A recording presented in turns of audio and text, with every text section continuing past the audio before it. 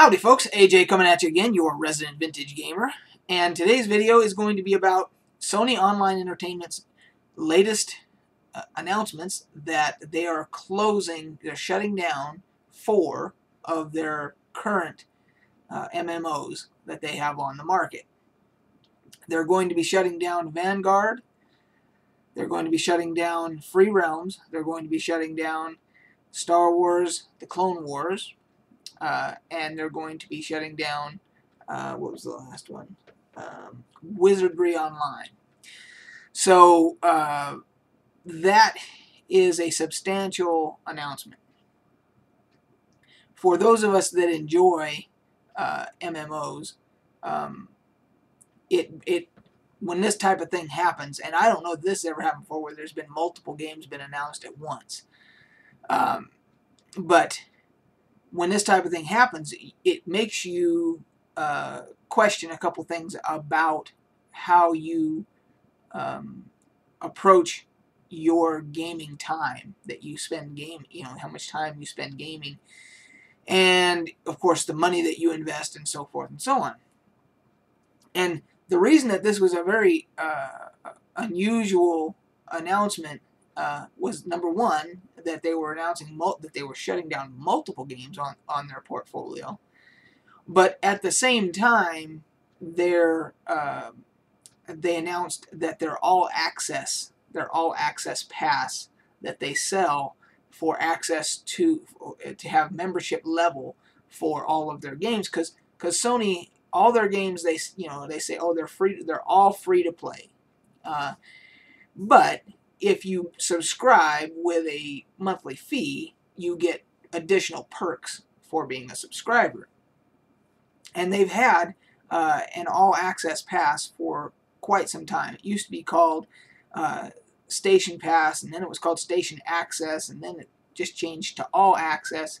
And now, with today's announcement, they've announced, and they had hinted at this before, but they made it official today, that it's going to drop to $14.95 a month, where it was $19.95. But they're taking off 4 of their games off their portfolio. So, and the dates, 2 of those that they announced today, 2 of them, I believe, will end in April, and then the other 2 will end in July. I believe Vanguard and Wizardry Online, I believe, end in July, and Free Realms and the Clone Wars end in April, I believe. So this all-access pass, price reduction takes place, and it drops it down to $14.95, which will still allow for EverQuest, EverQuest 2, PlanetSide 2, DC Universe Online. And then they're saying that when EverQuest Next Landmark and EverQuest Next come out, they will both be on the All Access Pass. So it will still be worth the money to have that pass.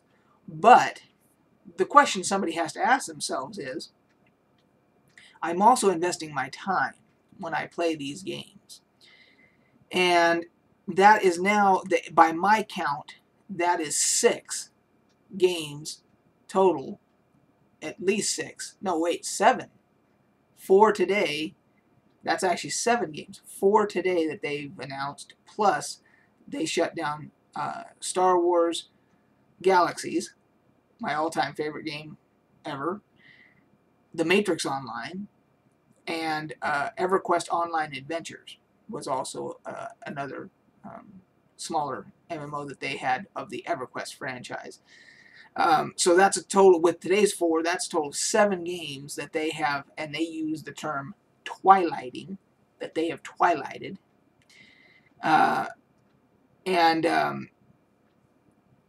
It makes you wonder, you say to yourself, okay, I put this much time and effort and money and all these things into these games, and then at any time, they can just pull the plug.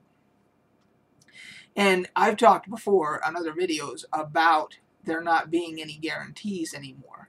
I had a video not too long ago where I talked about Kickstarter campaigns and these alpha access, beta access, where you pay and I'm going to talk a little bit more about specifically with Sony here in a minute, where you pay to get alpha access or beta access or whatnot. And people say, well, you know, you got to be careful with that because you don't know what quality the game is going to be when you pay to get in there, and it's alpha and it's beta and so forth and so on. But what happened today, specifically makes my point for me that I made in a previous video where I said there are no guarantees. And I will put a link to my previous video below for you if you want to go watch it.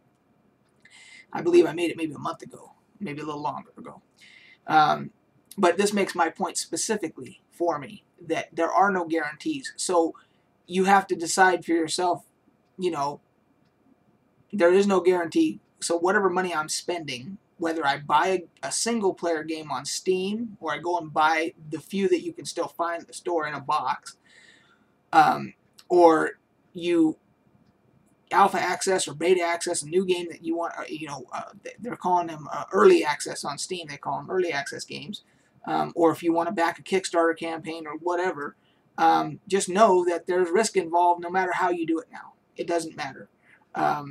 The only exception to that is if you do go and buy a game that in a box with a disc and you install it and it does not have some type of always on internet requirement.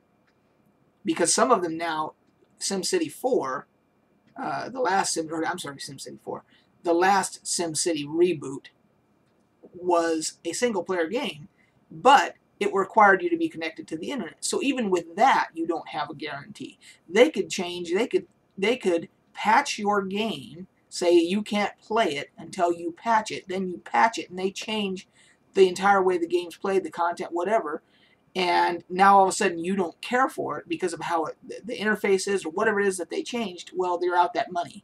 So even then, there are no guarantees. The only way you get a guarantee is if you buy it and it does not require an online internet connection at all times. Then you have a guarantee. You know you can load up those discs, and that's mainly with older titles, because I have a bunch that if I want to get my Doom 2 disc out and put it in my computer and load it up, I know exactly, unless the disc fails, I know exactly what to expect from that game.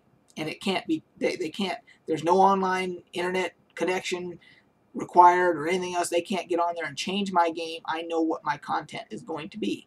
That's the only way you have a guarantee anymore with computer gaming.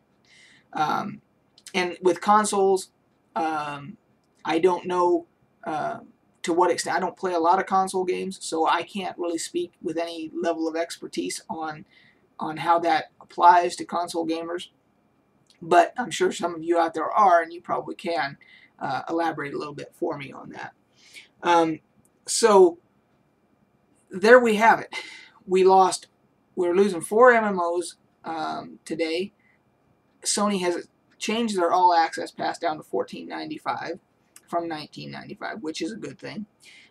But then, in the same breath, they're also right now currently asking for people that want alpha and beta access to EverQuest Next Landmark to buy founder packs. And there's 3 different iterations of founder packs. There's a $20 one, there's a $60 one, and there's a $100 one. And with the $160, the $100 one and the $60 one, you get alpha access. You do not with the $20 one. And there are other perks and things that go along with that as well. Now, one of the things that if you buy the $100 pack, now mind you, you don't get anything physical. They're not going to mail you in. This is all digital product is all that this is. You're giving them $100 for digital items. Nothing you can grab onto. But on the $100 pack, there's a very interesting item. They have an item called a Mastercraft Bracer. And it's only for the people that pay the $100. And I'm going to read the exact description that they give. This exclusive bracer gives you a bonus to crafting, making it more likely the creation will be of high quality. So, my question is that going to give people that buy this $100 pack a perpetual advantage in crafting and therefore in the marketplace selling items over other crafters who chose not to pay the $100? Now, the way it's worded says making it more likely. So it may just be that you have a greater percentage chance of making a high quality item, not that you can make something more superior than anybody who didn't spend the $100. So I'm hoping that's the case. I'm hoping that that wording is exactly what it means, that it's going to, what is going to happen. So, but that's the type of thing that MMOs are, and even some single player games are going towards. You pay us this money and you get this advantage. And people call it pay to win. And it looks like, in my opinion, that we're going to see a lot more of it. And now, with EverQuest Next and EverQuest Next Landmark coming out, both of them, who's to say when EverQuest is going to get shut down? People that have, you know, EverQuest, I believe, is getting ready to have its 15th anniversary. So there's people that have been playing it for 15 years, and it could get, you know, EverQuest Next, Landmark, both, you know, they come out, and, you know, what's to say it's not next on the chopping block? So, and then people that play EverQuest 2 after that, once EverQuest gets shut down, who's to say, you know?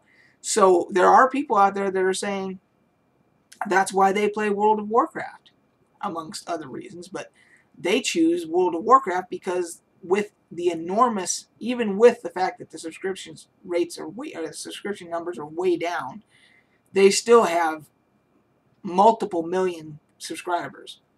So even with the downturn in subscriptions, they're still far and above anybody else in the MMO game, and people don't think that there's any chance of them shutting down in any, you know, probably in the next, I would say, I wouldn't see it even being a possibility for the next 10 years that World of Warcraft, because it's going to keep making money.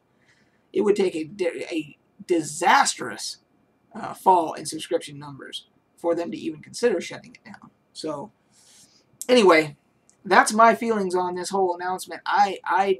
You know, they want my $100, you know, for EverQuest Next Landmark, and I say to myself, well, I could take that $100 and I could get that alpha access for EverQuest Next Landmark and get that Mastercraft bracer, not have anything I can physically touch, and they could decide, for whatever reason, they decide to shit can the game or whatever, and I have nothing to show for my money. Or I could take that $100 and go down to my local game store, and I could actually buy some old out-of-print gaming materials that could still be used to play a game anytime I want to, or I could buy some new stuff, Pathfinder, D&D, whatever D&D Next is going to be.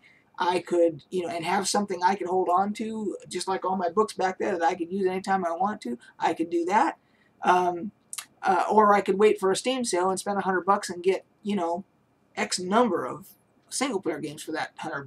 So the choices are endless, and you have to ask yourself, which way do you want to go? Do you want something physical that you can hang on to? Do you want the advantage? Do you want to pay to win, kind of the type of a thing? So we're entering an interesting time for gaming in general.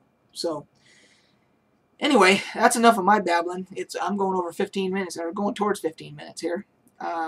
Please let me know your opinions and so forth. I will put the link to the announcement about the cancellation of the, and also I'll put a link in there for the announcement about the All Access Pass dropping to $14.95. And I will put a link to my video where I mentioned that there were no more guarantees in gaming. So that's it, folks. We will catch you on the flip side.